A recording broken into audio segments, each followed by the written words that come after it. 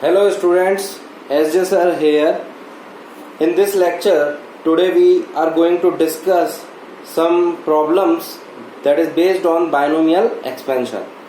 Binomial expansion के बारे में हमने पिछले लेक्चर में जाना कि किस तरीके से किसी एक पर्टिकुलर एक्सप्रेशन को एक्सपेंड किया जा सकता है and with the help of some conditions उस एक्सपेंशन को हम किस तरीके से और लिख सकते हैं.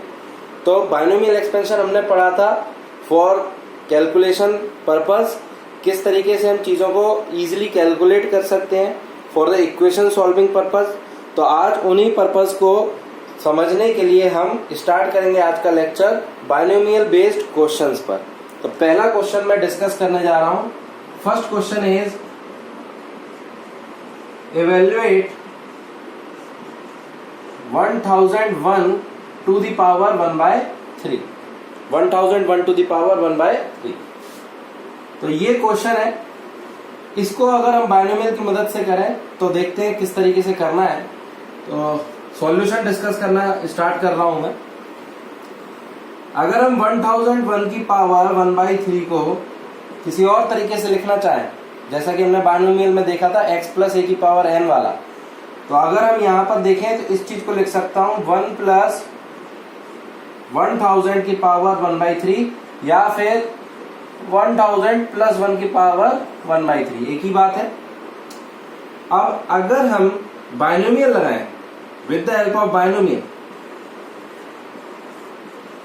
अगर हम बाइनोमियल लगाएं तो हमें एक चीज ध्यान आनी चाहिए कि ये जो एक्सप्रेशन होता है x प्लस ए की होल पावर n, ठीक है, इस एक्सप्रेशन को हम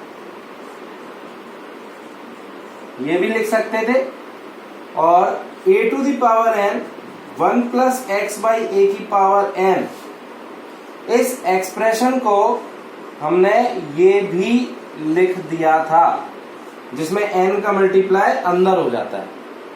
ये कब होता है? जब एक पर्टिकुलर कंडीशन होती है. If X Y A is less than 1, magnitude काफी कम होना चाहिए एक्स वाई ए का 1 के कंपैरिजन में, तब जाके हम इस एक्सप्रेशन को ये लिख सकते हैं.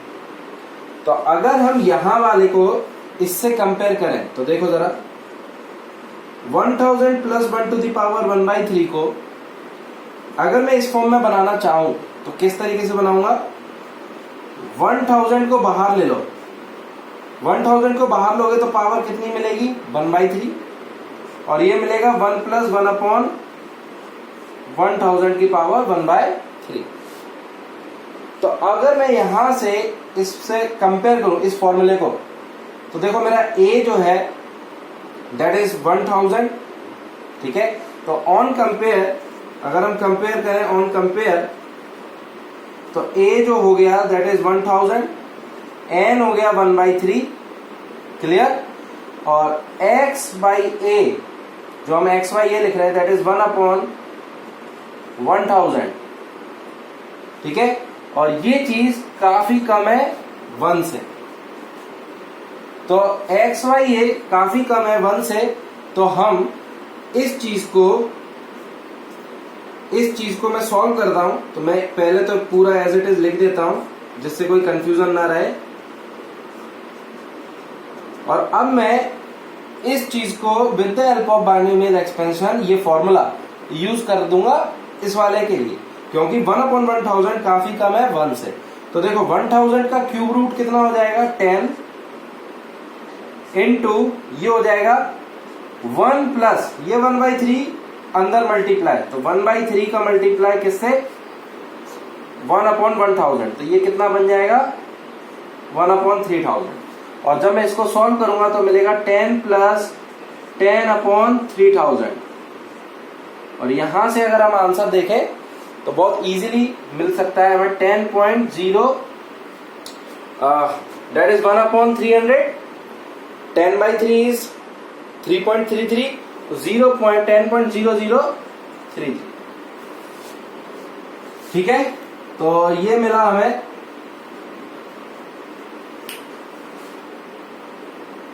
आंसर, ठीक है. तो ये था फर्स्ट क्वेश्चन. अब हम नेक्स्ट क्वेश्चन की तरफ आगे बढ़ते हैं. आई होप कि ये क्वेश्चन क्लियर हो गया होगा. सिंपल सी अप्रोच है. अगर हम इसकी क्यूब रूट निकालने की कोशिश करें तो इस तरीके से नहीं निकाल पाएंगे, ठीक है। With the help of binomial काफी आसान हो गया, हम इस तरीके की वैल्यूज भी कैलकुलेट कर सकते हैं। तो हमें कई बार जरूरत पड़ेगी तो हम इस मेथड को फॉलो कर सकते हैं। अब हम नेक्स्ट क्वेश्चन की तरफ आगे बढ़ते हैं, ठीक है। So this is the next question. एक एक्सप्रेशन दिया हुआ है that is k into 1 plus delta theta by theta की whole power 4 minus 1 and then outer bracket, brackets का बहुत ध्यान रखेंगे, और कंडीशन दी हुई है delta theta by theta is less than 1। तो डेल्टा थीटा के बारे में बता देता हूं, कुछ भी नहीं है, that is the difference of the angle. तो ये थीटा से थीटा ऐसे कट नहीं सकते हैं, ठीक है।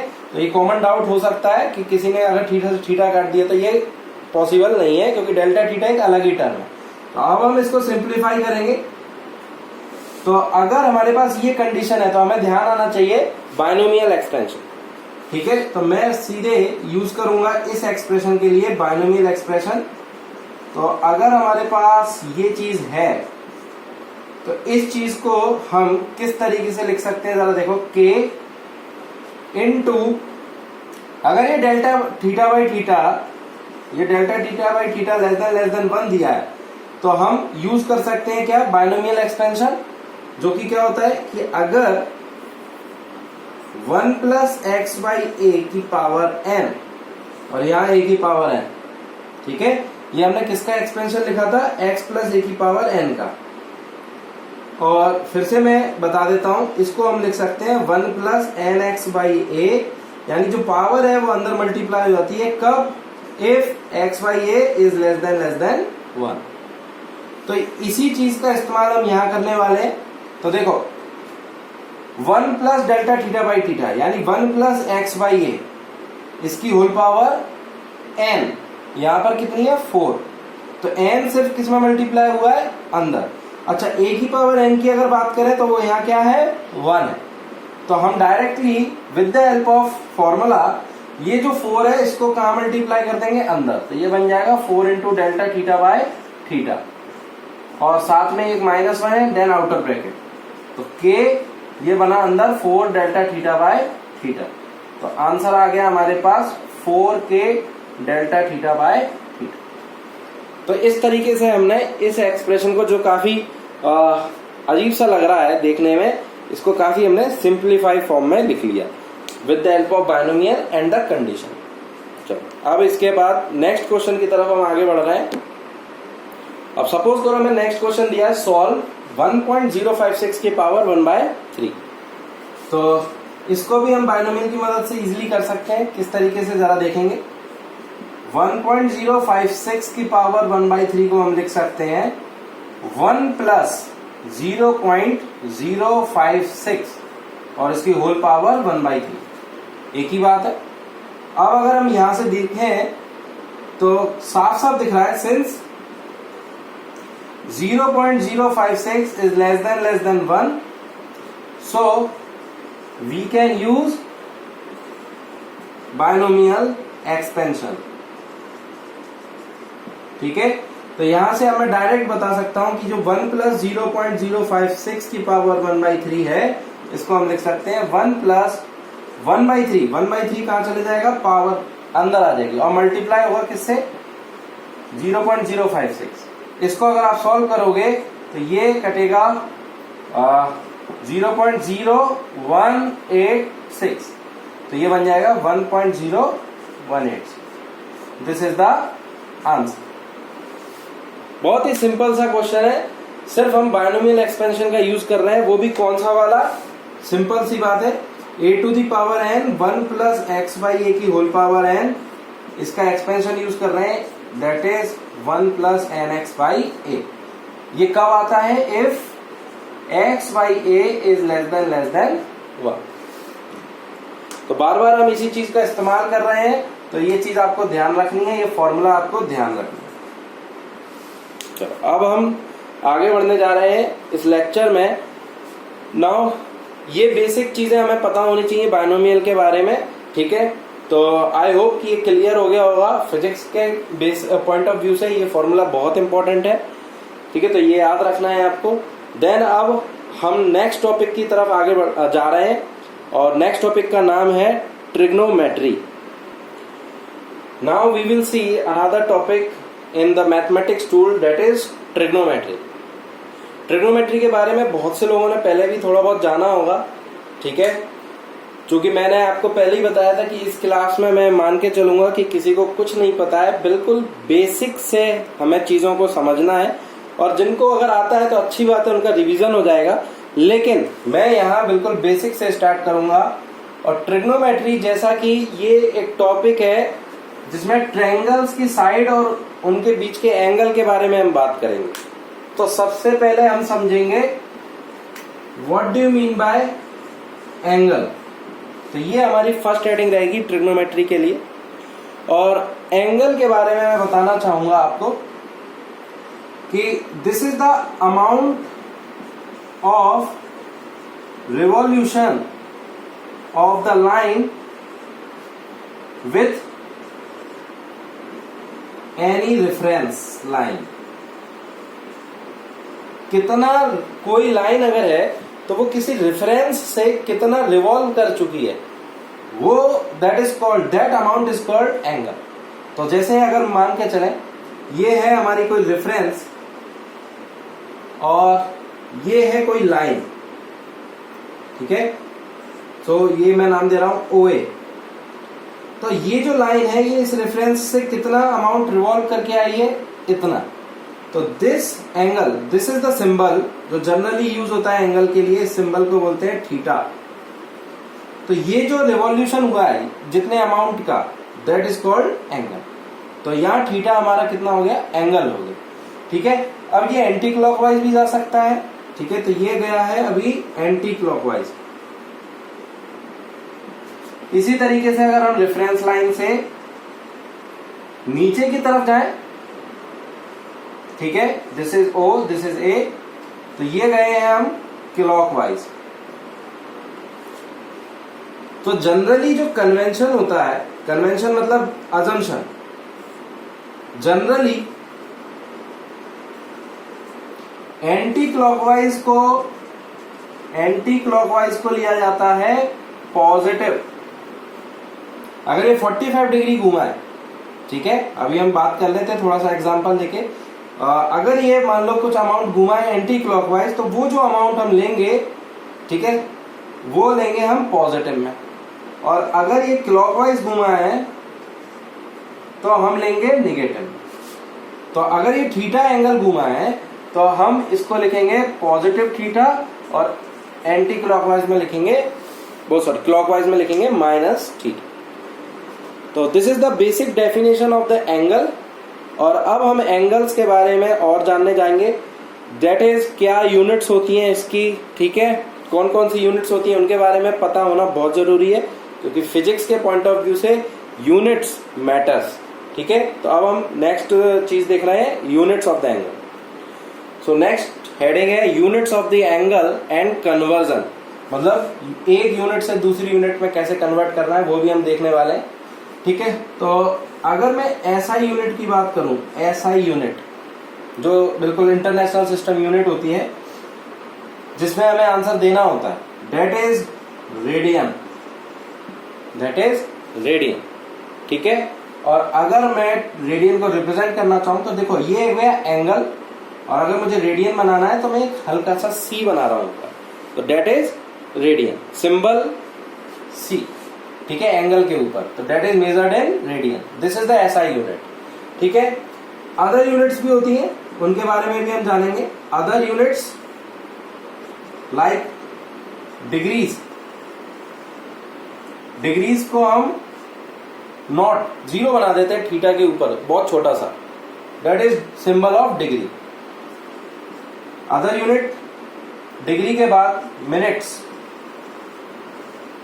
मिनट्स में हम एक डैश लगा देते हैं थीटा के ऊपर, मतलब एक कॉमा टाइप। फिर आता है सेकंड्स, जिसमें हम 2 बार कॉमा लगाएंगे, मतलब डबल डैश, ठीक है। And then last one is grade, और ग्रेड को हम G से रिप्रेजेंट करते हैं, ठीक है। तो अगर कोई थीटा एंगल ग्रेड्स में है तो वो थीटा G लिखेंगे। So these are the units. अब हम देखने वाले हैं इनके कन्वर्जन। लेकिन मैं थोड़ा सा बताना चाहूंगा रेडियन के बारे में। तो देखो रेडियन क्या होता है, radian is the SI unit of angle. तो जरा देख लेते हैं थोड़ा सा रेडियन के बारे में। एंगल इन रेडियन, इसको डिफाइन किया जाता है that is arc upon radius. Arc upon radius means, जरा ध्यान से देखेंगे, कोई अगर सर्कल है, सर्कुलर आर्क है, तो ये आर्क और ये इसकी रेडियस, ठीक है। तो ये जो एंगल है, ये अगर रेडियन में कैलकुलेट कर रहे हैं तो हम इस थीटा सी को क्या लिखेंगे, ये जो आर्क की लेंथ है एंड डिवाइड बाय रेडियस। तो यहां से हम रेडियन को डिफाइन कर सकते हैं कैसे, theta C that is equal to arc की length, that is length of the arc and divide by radius. अब जरा ध्यान से देखो, अगर हम डिफाइन करना चाहें तो पर यूनिट, अगर आर्क पर यूनिट रेडियस देख रहे हैं तो दैट इज थीटा। और अगर मैं आपसे ये बोलूं कि मुझे 1 रेडियन डिफाइन करना है, तो ये क्या होगा, आर्क की लेंथ कर दो कितनी, 1 मीटर, और रेडियस की लेंथ भी कर दो कितनी, 1 मीटर। तो 1 मीटर की जो आर्क होगी और जो 1 मीटर की रेडियस है, वो जो एंगल सब्सटेंड करेंगे दैट इज 1 रेडियन। तो अगर आप ध्यान से देखो तो ये आ गया 1 रेडियन, ठीक है। तो इस तरीके से हम रेडियन को डिफाइन करते हैं। इसका इस्तेमाल बहुत जगह होगा, कन्वर्जन में होगा, तो हम इस चीज को ध्यान रखेंगे कि हमने रेडियन किस तरीके से डिफाइन किया है, ठीक है। तो 1 रेडियन कैसे डिफाइन किया है, 1 मीटर की आर्क 1 मीटर के रेडियस के साथ जो एंगल सब्टेंड करेगी दैट इज 1 रेडियन। अब हम दूसरी यूनिट्स के बारे में जानेंगे। अब जरा कन्वर्जन देखते हैं। तो पहला कन्वर्जन जो आपको याद रखना है, मतलब कन्वर्जन फैक्टर्स जो याद रखने हैं, पाई रेडियन ये होता है 180 डिग्रीज के बराबर, 180 डिग्रीज के बराबर, ठीक है।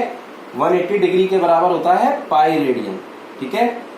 तो किस तरीके से समझ सकते हैं इस चीज को, अगर कोई सर्कल है तो सर्कल अगर हम देखें तो सर्कल की जो पूरी आर्क है और सर्कल की रेडियस आर, तो जो आर्क है दैट इज सर्कमफेरेंस, तो वो हो जाएगी पूरे के लिए कितनी, 2 पाई आर। और अगर मैं इस पूरे को एंगल मान लेता हूं थीटा, तो ये थीटा इन रेडियन कैसे निकालूंगा, arc divide by radius. Arc कितनी हो गई, 2 पाई आर, और डिवाइड बाई रेडियस, रेडियस से रेडियस गया एंड ये आ गया कितना, 2 पाई। तो इसका मतलब ये हुआ कि ये 360 डिग्री 2 पाई रेडियन के बराबर है, यानी 2 पाई रेडियन बराबर 360। तो भाई पाई रेडियन किसके बराबर, 180 डिग्री।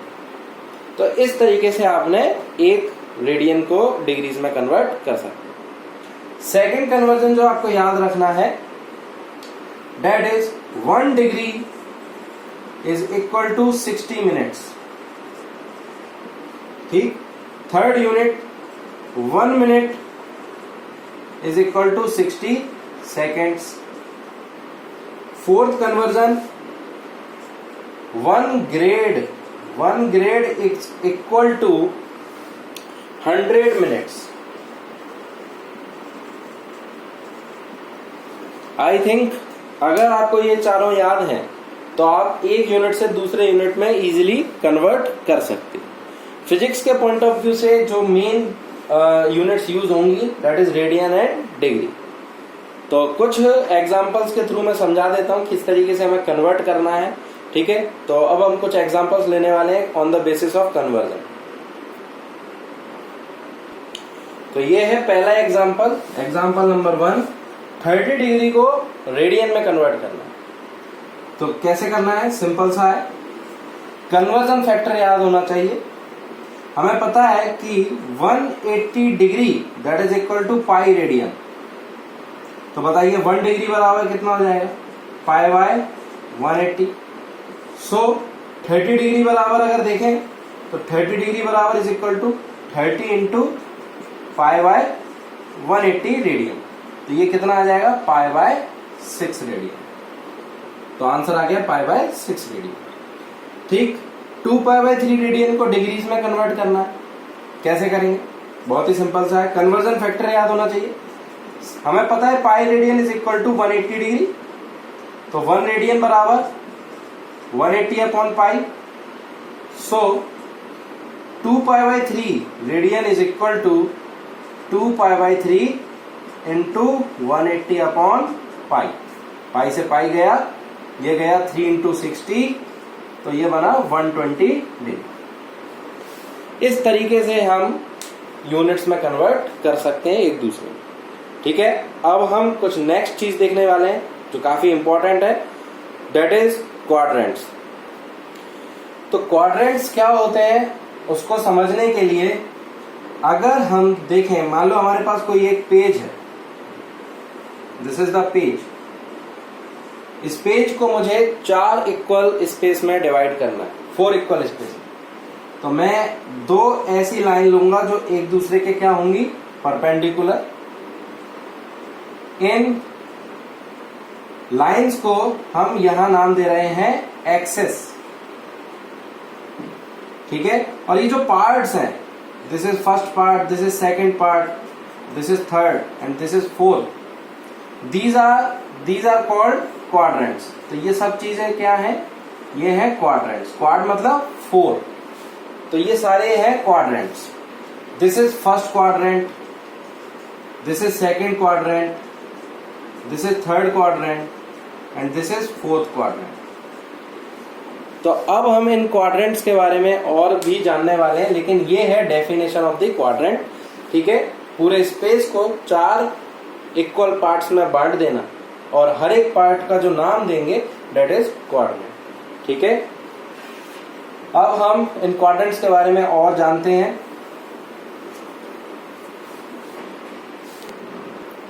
तो ये देखेंगे, एक मैंने पेज को 4 भागों में डिवाइड कर दिया है।